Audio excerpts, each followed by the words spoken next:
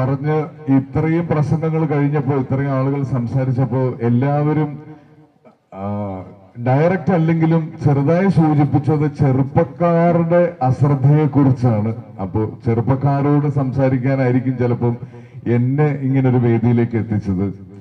ആദ്യം തന്നെ ഞാൻ എന്റെ എക്സ്പീരിയൻസ് ഒരു കാര്യം പറയാം. പയ്യെ പോകുന്നത് തന്ത വൈബല്ല. ഇപ്പൊ അങ്ങനെ ഒരു സംസാരമുണ്ട്. പെട്ടെന്ന് സ്പീഡിൽ പോയിക്കൊണ്ടിരുന്ന ആൾ സ്പീഡ് കുറച്ച് പോകുമ്പോൾ അത് തന്ത വൈബ് ആകുന്നു. തന്ത വൈബ് എന്താണെന്ന് അറിയാലോ അല്ലേ?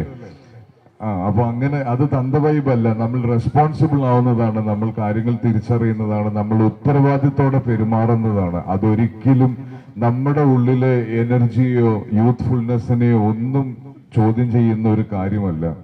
പിന്നെ നമുക്ക് ആക്സിഡന്റ് ഉണ്ടാവുന്ന അല്ലെങ്കിൽ നമുക്കൊരു അപകടം ഉണ്ടാവുന്നതിനേക്കാൾ നമ്മൾ കാരണമുണ്ടാവുന്ന ഒരു അപകടത്തിൽ ഒന്നും അറിയാതെ റോട്ടിൽ കൂടെ നടന്നു പോകുന്ന അല്ലെങ്കിൽ ഒരു വണ്ടിയിൽ സഞ്ചരിക്കുന്ന ഒരാൾക്ക് ഉണ്ടാവുന്ന ഒരു അപകടം എന്ന് പറയുന്നത് ഒരിക്കലും ക്ഷമിക്കാവുന്നതിന്റെയും സഹിക്കാവുന്നതിന്റെയും അപ്പുറമാണ്. അപ്പൊ അതിനൊരു കാരണക്കാരൻ നമ്മളാവരുത്.